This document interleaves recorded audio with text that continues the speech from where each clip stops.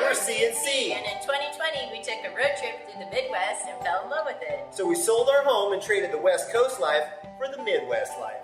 And now we're on a mission to show the world the fun people, places, and exciting events that make up the corn-fed life. Save me a piece of that corn. Having enjoyed the delicious chocolate milk from Hildebrand Farms, we jumped at the chance to visit the dairy just outside of Junction City. Melissa Reed explains the history of the dairy as well as why glass bottles are so important. We built this processing facility in 2008. Oh, okay. So we'll start in 2007, finish in 2008, the fall of 2008. So we've been going 13 years strong here. Okay. So what's nice is, there's a lot of dairies that are kind of interested in what we're doing, and we're kind of serving as mentors in a way, because this is a tough business to get into when you have a dairy background but very little understanding of the processing side. And so there's a lot to learn. I bet. I always joke that I feel our age. For the longest time I felt like a child, and now I feel like a sassy kind of talk-back teenager. So nice. Yeah, it works for us, and we're getting smarter and better each year. Yeah, and I think people are looking for because with technology and everything, I think people are looking for going back to the old ways, and glass. To me, that kind of is speaks to how things used to be, and when people cared and took the extra time and did it right. Well, and we've also seen a sustainability effort that we can really talk about with our product. So with our glass bottle, there was a research study done by Sandpack, who's the supplier of our glass.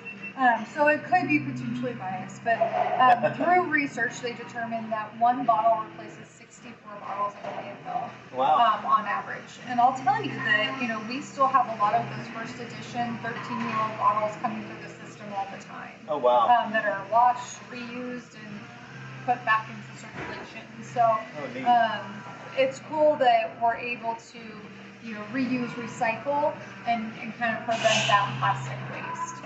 And so, yeah. Awesome. Once a Hildebrand herself, but now a Reed, Melissa explains what her changing role in the family farm has evolved into. My role on the farm is kind of varied. I help kind of guide our herdsmen with the cows and the decisions that happen with the cows, but then I also manage 3 route drivers that are delivering product throughout the state of Kansas, as well as provide that customer service to all of our grocery stores, coffee shops, restaurants, and then I'm also the quality assurance point person, so for regulation and regulatory guidelines and all that. So. Oh, that's neat. You have to test all the ice cream just to make sure. Quality control. Yeah, you have to. Ice cream, milk. It's a rough life. Yeah, no, it's good stuff. Yeah, when you have a soft serve ice cream machine right behind your desk, it can pose temptation. Yeah. So what does make the taste of Hildebrand so good and so different from other dairy products out there? Process, for the most part, our goal is to keep it as minimal as possible. We want it to be as God intended and as God's given it to us, with delicious product from as the cows give it. So, but we do take the extra time and effort with our chocolate. So if you see this big tank right here, that is our chocolate tank, and helps us cook that chocolate milk, making sure it's super yummy and delicious. So now it was time to see the real stars of the show, the cows. The more that we talked with Melissa, the more we realized how much she loved these animals and how well they're cared for here at this dairy. She explained to us that unlike humans who like it at 70 degrees, cows actually like to keep it cool. When it snows, do you have to get rid of the snow so they can get out there, or are they okay to be in for a bit? Or? No, we'll let them out. They can play in the snow. Oh, okay. Yeah. Fun. Cows don't mind snow. Cold doesn't bother them at all. Now, if it gets really muddy because of snow, we'll keep them in the barn. Okay. And that's just because they won't go out anyway. Yeah. Most of the time, it's always kind of an option for them. But same with the summer. Summertime, we will always have it open, but you'll come and know there's not a single cow out there because it's hot and they water the fans, they want shade. We have misters and sprinklers we turn on to keep them cool. Oh, We awesome. put a lot of energy and effort into keeping them cool down. So, what type of milk production can you expect from a typical sized dairy?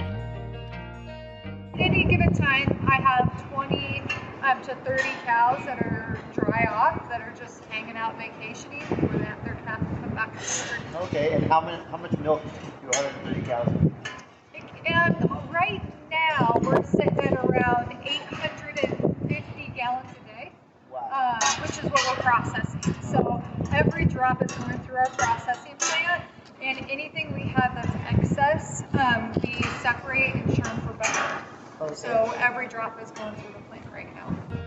Listening to how involved it was in running a dairy farm, I wondered how being a farmer might completely change your life. Yeah, we've done a lot to kind of, everyone will tell you that lives and works on a farm that's a lifestyle. And it's because you work so much that you have to have your kids with you, so you have to incorporate it as a lifestyle, not a job.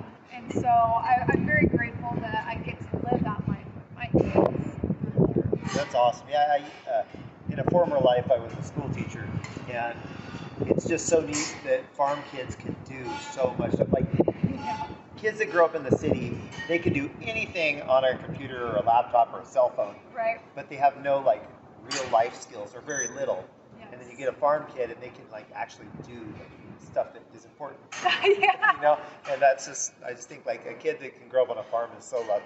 Yeah. That's just a blessed. It was actually happened last year, but my kindergartner, his teacher was having trouble with the projector, and he goes, "I'll bring my tools tomorrow. We'll get it fixed, Mrs. Woods. Like, don't worry."